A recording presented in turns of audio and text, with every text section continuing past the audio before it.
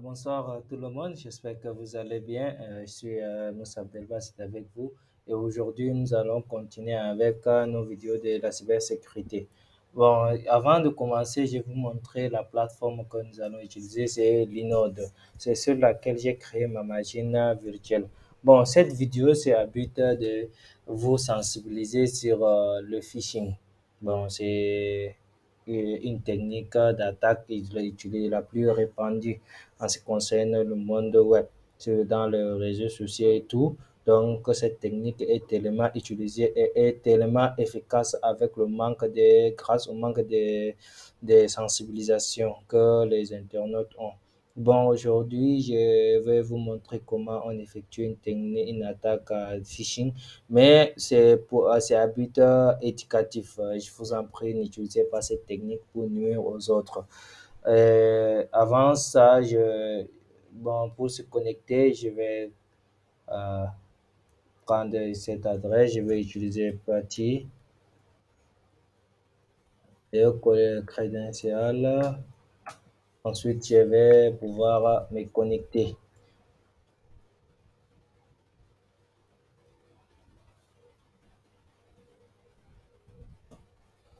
Voilà, une fois que je suis déjà connecté, là, vous allez voir que je suis déjà connecté en mode route et je vais faire PWD pour voir où je suis. Je suis dans slash route. Je vais me déplacer dans slash Mansi, home Mansi. Bon, c'est normal parce que Kali enregistre l'historique des frappes. Si on tape history, on va voir l'historique des commandes que j'ai eu à taper. History.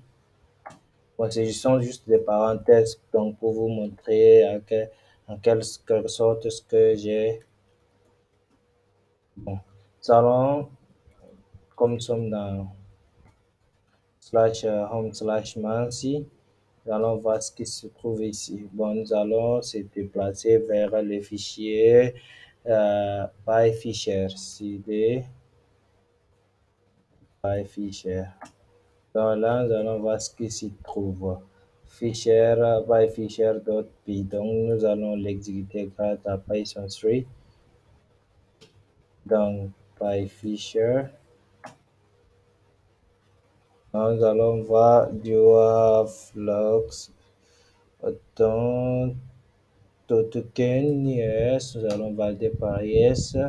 Stable access token. Bon, nous allons pouvoir se connecter ensuite.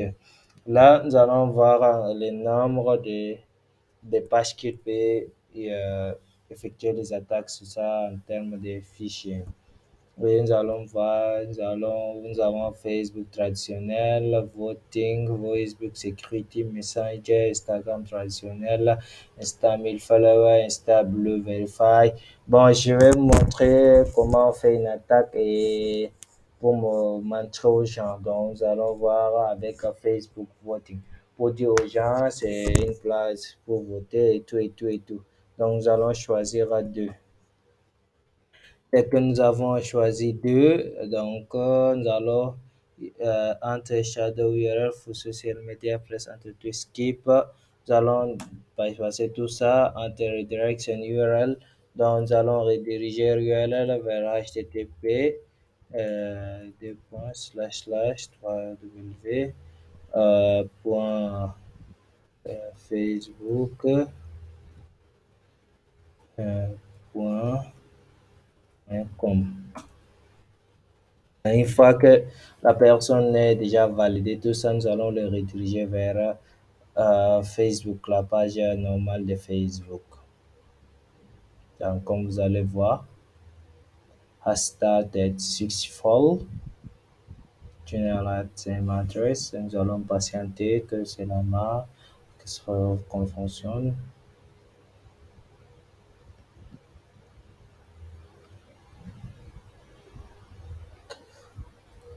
Et là, c'est vraiment une attaque très répandue en ces temps, surtout avec la montée de l'avènement des réseaux sociaux.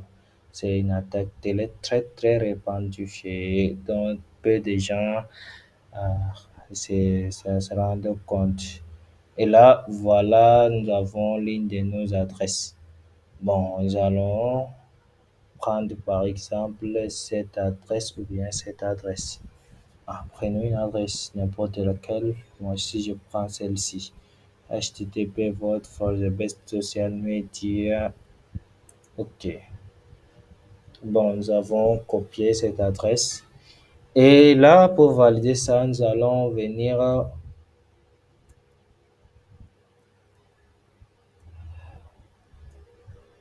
cacher cette URL,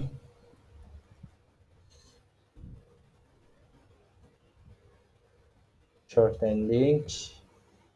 Et là, nous allons voir plusieurs liens qui vont nous permettre de short URL, de faire tout ça. Si nous prenons short URL,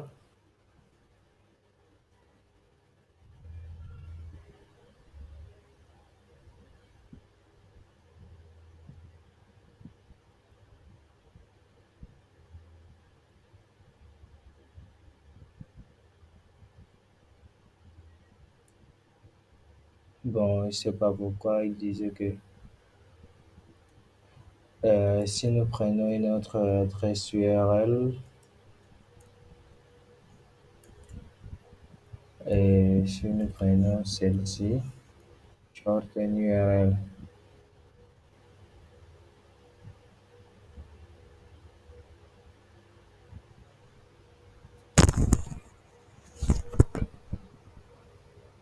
ils disent toujours qu'il y a un problème.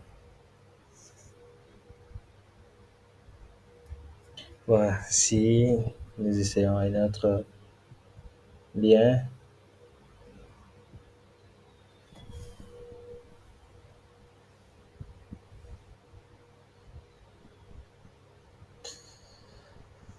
bon, comme je disais, c'était une attaque très répandue dans le monde aujourd'hui avec l'avènement des réseaux sociaux et les gens ne s'en rendent pas compte parce qu'ils ne sont pas sensibilisés du danger de ce domaine et ils ne croient pas que c'est vraiment faisable que les gens peuvent les attaquer. Et vous voyez, voilà maintenant que nous avons pris un lien qui est simple comme ça à couper. Et là, nous allons l'envoyer à une victime par WhatsApp et tout, et tout, et tout. Et là, moi, je vais pas l'envoyer à une victime. Bon, ça sera non éthique et tout. Bon, j'ai bon lab bien fait qui fonctionne, mais bon, je ne vais pas le faire.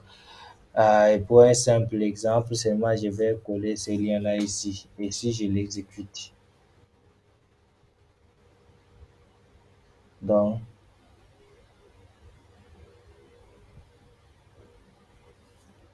c'est maintenant d'exécuter le lien là.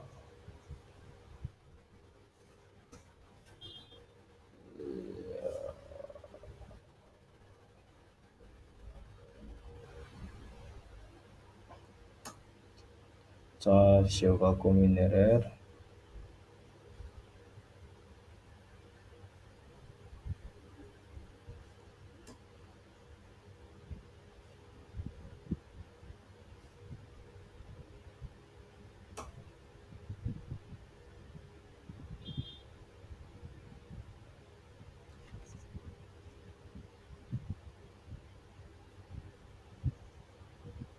Et là, vous voyez, la personne s'est déjà connectée à notre lien. Il ne s'est même pas rendu compte. Il va entrer son nom, select Facebook. Il va sélectionner son réseau social le plus utile, le meilleur selon lui, sa couleur préférée pour faire le social engineering plus tard. Et là, nous allons essayer d'écrire n'importe quoi et on va envoyer. Submit. Et cette personne est redirigée vers cette page. Il va se connecter, croyant que c'est non, c'est quoi. Il va se connecter, j'ai dit n'importe quoi. Si c'est pas, il va taper son mot de passe. Il va taper sur login. successful, thank you, et bon, il va voir que c'est bon, tout est OK. Il ne s'est pas rendu compte que en réalité, il y a quelque chose qui se passait derrière tout ça. Et vous allez voir que nous avons récupéré les informations. Son username de Facebook et son mot de passe. Et si nous arrêtons ceci, et nous faisons ls, nous voyons qu'il y a des fichiers. Et là, j'aimerais mettre, garder, prêter votre attention ou attirer votre attention. Il y a le fichier creds.txt et il y a le fichier ip.txt. Là, tout le monde met en garde contre ces fichiers. Voyons ce qui se trouve dans creds.txt. Si on ouvre, vous voyez, le numéro, bon, c'était les tests d'avant, mais voyez, username avec le mot de passe. Bon, si permettez même d'avoir l'OTP, bon, c'était tout ça ailleurs, mais aujourd'hui, je veux juste montrer ce qui est simple. Avec Facebook, vous voyez le numéro avec le mot de passe. Mais il y a aussi le fichier IP.txt. Le fichier IP.txt aussi est tellement dangereux. Je fais 4 IP.txt et vous allez voir. Bon, pour la dernière connexion, vous allez voir, c'est celle-ci. Bon, l'heure,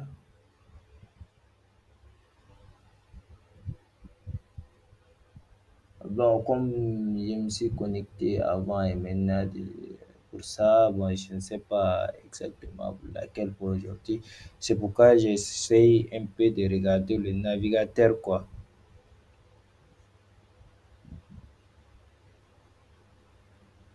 Je crois que c'est ici, cette connexion. Bon, parce que ici, c'est Android.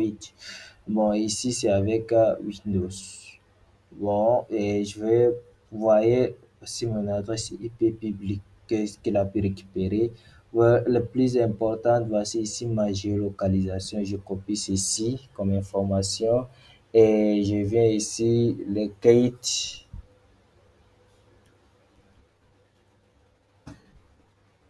Bon, geolocate.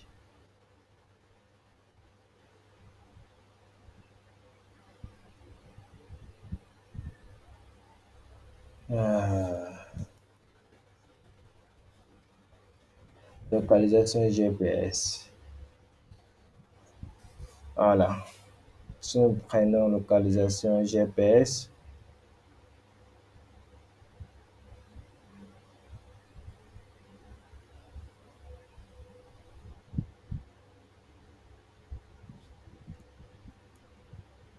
je reviens sur laquelle et je mets maintenant les informations.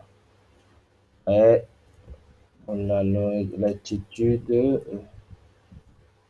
je mets CTRL V et maintenant pour la longitude, pour mettre CTRL V, obtenir l'adresse. Là, vous allez voir comment on va besoin d'autoriser ma position. Je bloque, obtenir l'adresse.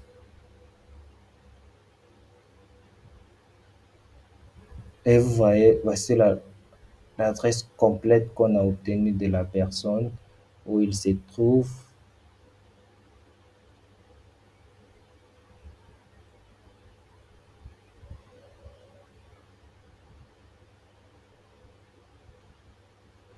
Et vous voyez l'adresse de la personne où il se trouve et tout, nous avons obtenu. Bon, je vous remercie pour votre attention et soyez prudents et vigilants. Surtout, ces, ne tombez pas dans ces pièges d'arnaque, de phishing et tout, quoi. Je vous remercie.